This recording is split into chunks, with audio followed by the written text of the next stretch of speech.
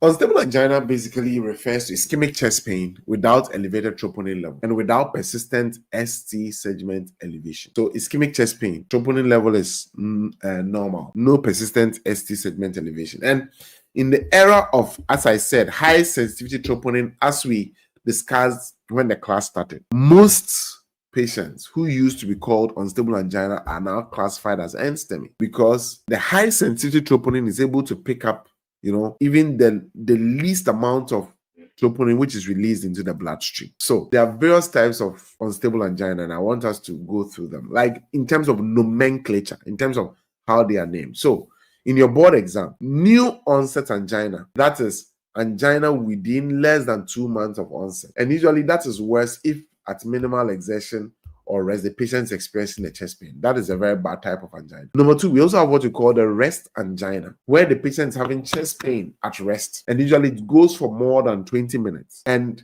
there's transient ST changes. And this is a very high risk feature that you need to pay attention to. And then we also have early post-MI angina. Early post-MI angina is pain within 48 hours after myocardial infarction. So you have a patient who has had myocardial infarction. The patient has been managed in the cath lab. And then within 48 hours, the patient starts experiencing new onset chest pain. When you see a case of early post-MI angina, it indicates that there's persistent thrombus or multi-vessel disease. So that means that the thrombus which was causing the initial chest pain